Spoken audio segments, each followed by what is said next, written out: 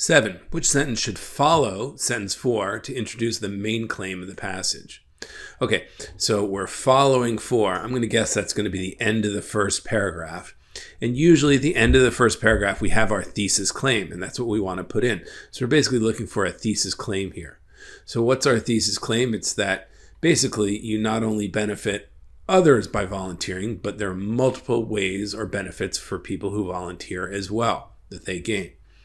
So 4 says, however, research shows that those who volunteer also receive benefits. Okay, so this introduces the idea. What might follow that to expand on the idea or indicate the main claim? Maybe something detailing what benefits? I don't know. Let's take a look. With that in mind, high school students should consider engaging in some form of regular volunteerism. Yeah, well, it is possible. That's a reasonable transition. With it in mind that volunteers also get the benefits, high school students should engage in some form of volunteerism. So we're making sort of a call to action or a suggestion. That might be a good thesis claim here at the end of sentence 4. Let's just be careful that we're talking about high school students, and that's not too narrow.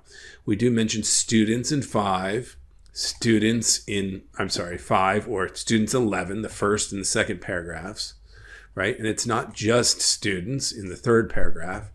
And the fourth paragraph is again about students, and the fifth paragraph about students. So we're talking about students, right? So we are really talking about potentially high school students. That looks about right. A could be a very good answer. Let's check B, C, and D. Fortunately for students, these benefits are guaranteed to produce both immediate and long-term results. Guaranteed? That is way too extreme. That's not the right answer. There's no guarantees in life, and certainly not in volunteering. C, in fact, studies have confirmed that volunteerism can be beneficial for students, the family, and the community. Okay, so that's an interesting, different approach. It would have benefits for the volunteers as well. So the volunteerism can be beneficial for students, the family, and the community. No, not really. I don't think that's quite right. I mean, it can be beneficial. We do talk about benefits.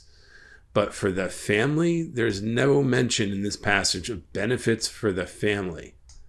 Okay? And the community benefits, it's not really you benefiting, the volunteer, but those are the people you might be helping.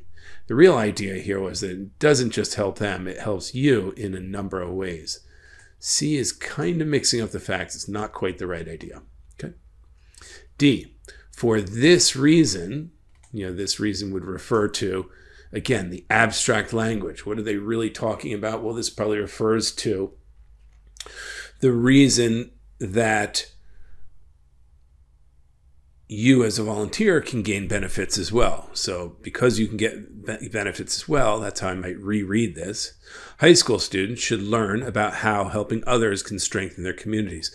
Okay, the core idea was not how it strengthens their communities. That was almost a given. The unique idea, the reason this author wrote the passage, was to point out that you, the volunteer, also gain multiple benefits. That's A. Correct answer for 7 is A.